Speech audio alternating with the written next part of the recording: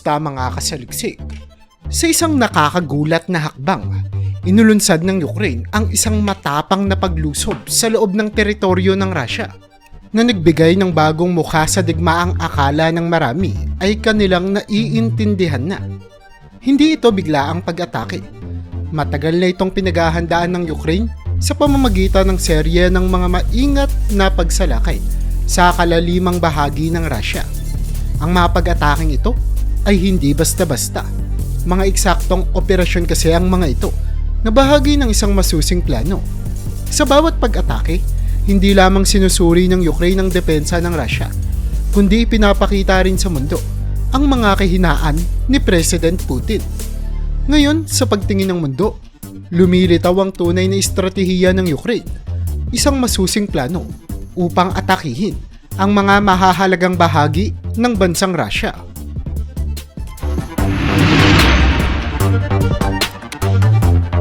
Matatandaan noong 2014, nagsimula ang tensyon sa pagitan ng Ukraine at Russia nang sakupin ng mga espesyal na puwersa ng Russia na kilala at tinaguriang bilang Little Green Men, ang Crimea, at inangkin ito sa utos ni Pangulong Vladimir Putin.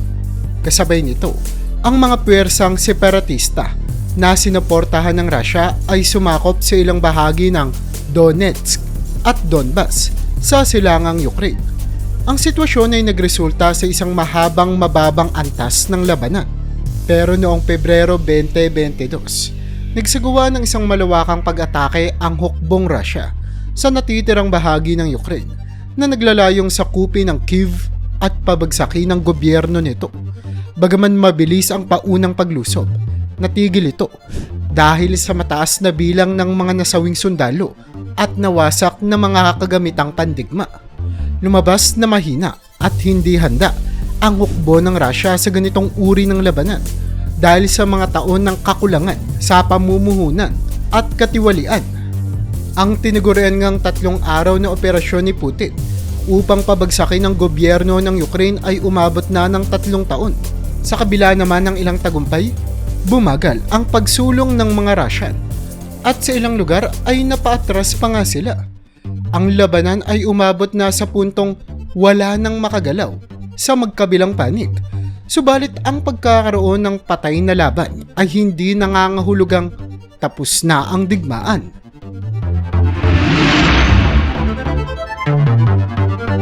Ang Russia, dahil sa laki nito, kapasidad ng mga pabrika at dami ng tauhan, ay nagiging bentahe sa kabila ng malaking bilang ng mga nasawi sa kanilang panig. Sa kabila ng katotohanan na handa silang magsakripisyo ng maraming mga sundalo sa mga walang saysay na pag-atake, tila pabor sa kanila ang isang matagalang digmaan. Unti-unting bumabangon ang hukbo ng mga Russian sa paraang hindi magawa ng hukbo naman ng mga Ukraine na may mas kaunting mapagkukunan ng mga resources at mga tauhan. Sa mga susunod na linggo, inaasahan ang isang bagong opensiba mula sa Russia. Gayunpaman, may mga malalaking hamon na hinaharap ang Ukraine habang naghahanda ito sa bagong pag-atake. Nasaid na kasi ang kanilang mga bala. Nauubos na rin ang mga sundalo at mukhang unti-unti nang nauubos ang suporta mula sa kanilang mga international na kaalyado. Bagamat nakatanggap ang Ukraine ng mga M1 Abrams tank at Bradley Infantry Fighting Vehicles mula sa Amerika at iba pang kagamitan mula sa kanluran, limitado pa rin ang bilang ng mga ito. May mga critical na sistema tulad ng F-16 na hindi pa rin nagagamit sa labanan kahit na 2 taon na ang digmaan. Noong nakarang taon lamang, mataas ang inaasahan sa kontra-opensiba ng Ukraine matapos nilang matanggap ang mga bagong kagamitan mula sa kanluran. Ngunit, hindi ito nagtagumpay. Ang larangan ng digmaan ay nananatiling matindi at mapanganib para sa magkabilang panig. At ang inaasahang breakthrough patungo sa baybayin ay hindi nagkatotoo. Ngunit patuloy pa rin ang pamahalaan at militar ng Ukraine sa paghahanap ng mga bagong estratehiya at pamamaraan upang labanan ng kaaway gamit ang kanilang natitirang mga mapagkukunan ng resources sa pinakamabisang paraan.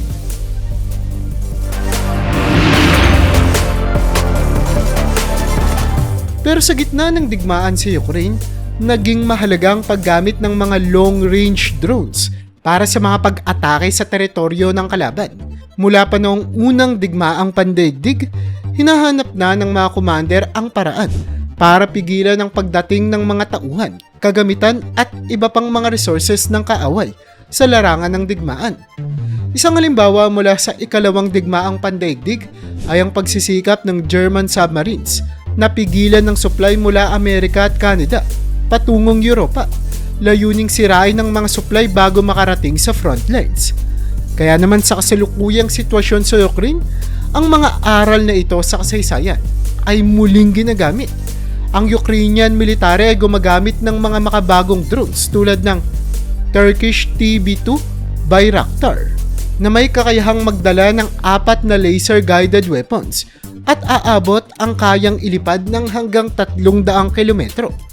Habang patuloy ang digmaan, ang Ukrainian military planners naman ay nagsisimulang maghanap ng mga bagong paraan para atakihin ang Russia gamit ang kanilang mga long-range drones. Dahil sa mga limitasyon na ipinapataw ng mga bansa sa kanluran, mas pinapalakas ng Ukraine ang kanilang sariling drone capabilities para makapagsagawa ng mga pag-atake sa mga critical na target ng Russia sa labas ng front lines. Kabilang na dito ang mga infrastruktura at command centers. Ayon kay Major General Vadim Iskibitsky, walang ibang pagpipilian ng Ukraine kundi gamitin ng long-range drone missiles dahil sa kakulangan nila sa artillery shells at combat aircraft. Upang makamit ang tagumpay, kailangan nilang magpatuloy sa pag-atake sa mga critical na target sa loob ng teritoryo ng Russia.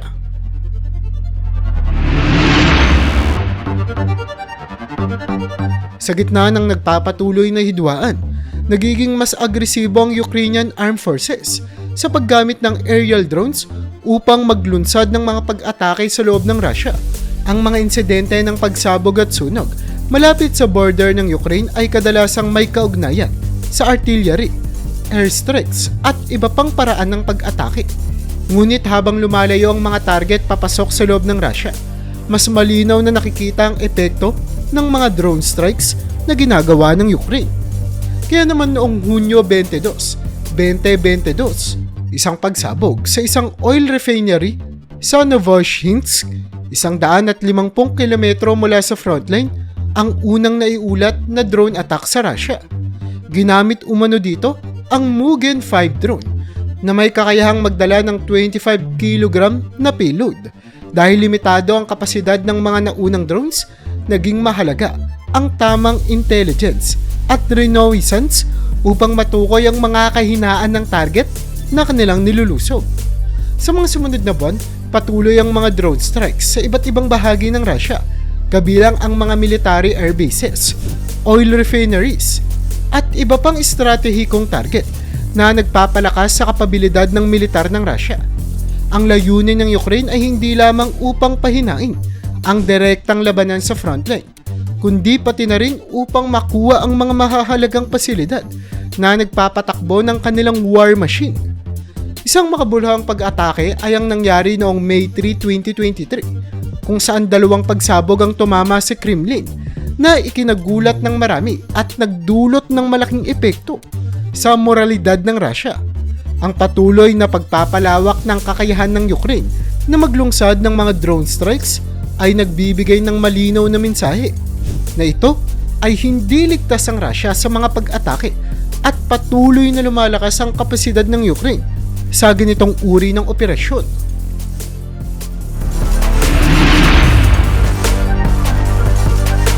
Samantala, noong 2023, tumaas ang bilang ng mga drone attacks ng Ukraine laban sa Russia. Ayon sa isang ulat ng BBC noong Setyembre, dumadalas at lumalawak ang mga pag-atake. Hindi naging sekreto ni Pangulong Zelensky ang paggamit ng drones sa teritoryo ng Russia, na tinawag niyang isang makatarungan at natural na proseso.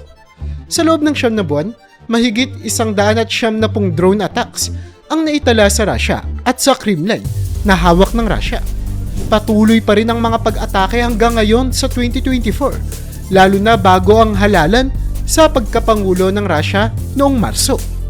Noong Abril 2, 2024, tinamaan ng drones ng Ukraine ang isang oil refinery at isang drone factory na naman sa isang industrial na lugar sa Russia, 1,300 kilometro mula sa Ukraine. Bagaman may mga tanong kung gaano kabisa ang mga pag-atake na ito, napansin na nagkakaroon ito ng epekto sa moral ng mga Ukrainians at sa kakayahan ng air defenses ng Russia. Dahil dito, napilitan ng Russia na ilipat ang ilang depensa mula sa frontline patungo sa mga mas importanteng target sa loob ng kanilang teritoryo. Talaga namang nagiging malaki ang epekto ng ginagawa ng Ukraine para sa moralidad at estratehiya ng Russia. Samantala, isang ulat ang lumabas noong Abril. Ito ay nagmula sa Carnegie. Ayon sa naging pag-iimbestiga nila, hindi nga nagiging epektibo ang mga Russian anti-drone air defenses. Paano ba naman kasi? Noong April 5, 2024, isang matagumpay na pag-atake ang sumira sa hindi bababa sa 6 na aircraft sa Rostov Military Air Base. Tumaas din ang mga pag-atake sa mga oil refineries ng Russia na mahalaga sa kanilang military efforts at sa buhay ng mga taong sibilyan sa bansa nila. Bagaman mabilis na nakaka-recover ang mga refinery matapos ang mga pag-atake, tinataya naman na 14% ng kakayahan ng Russia sa pagproseso ng langis ang nawala dahil sa mga drone attacks ng Ukraine.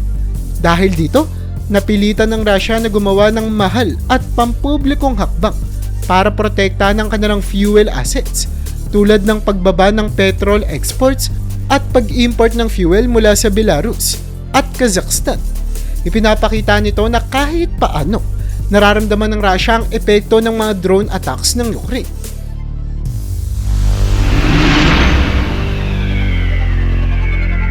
Ginagamit naman ng Ukraine ang seaborne drones upang palakasin ang kanilang depensa sa kabila ng kawalan ng malakas na hukbong pandagat. Katulad na lamang noong Oktubre 2022, ginamit ng Ukraine ang 6 na suicide drones na puno ng pampasabog upang atakihin ang mga barkong pandigma ng Russia sa Sevastopol Harbor. Dahil dito, malubhang nasira ang frigate na Admiral Makarov, ang flagship ng Russia's Black Sea Fleet at ang minesweeper na Ivan Golubets. Ang mga drones na ito, tulad ng Magura 5, ay mahirap makita dahil sa kanilang mababang profile sa tubig, plastic na material na hindi madedetect ng radar, at kakulangan ng init na hindi kayang makita ng thermal cameras. Ang mga sea drones ng Ukraine ay may kakayahang magdala ng hanggang 320 kilograms ng pampasabog, may range na 800 kilometers at kayang maglakbay ng hanggang 80 kilometers per hour. Dahil sa patuloy na pag-unlad ng teknolohiya ng drones, napilitan ng Russia na iatras ang karamihan ng kanilang Black Sea Fleet patungo sa pantala ng Novorossiysk na daan-daang kilometro ang layo. Dahil dito, nagagawang protektahan ng Ukraine ang kanilang southern flank laban sa mga amphibious attacks ng Russia.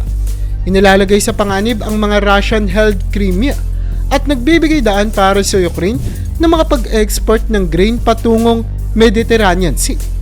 Ang tagumpay na ito ay nagpapakita na nananalo ang Ukraine sa labanan para sa Black Sea.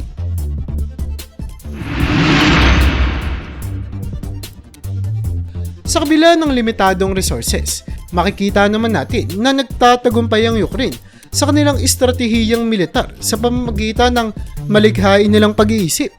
Bagaman maliit ang bilang ng kanilang air at sea drones, nakakapunto sila sa mga mahahalagang tagumpay sa larangan ng militar at propaganda. Subalit, nananatili pa rin ang malaking bentahe ng Russia sa dami ng kanilang resources at mukhang pumapabor pa sa kanila ang sitwasyon sa front lines. Gayunpaman, hindi pa rin talaga sapat ang drones bilang kapalit ng artillery shells, modern tanks at fighter aircraft. Kaya kailangan talagang makaisip ng panibagong paraan ng Ukraine kung gusto nilang tapusin at manalo sa ganitong digmaan.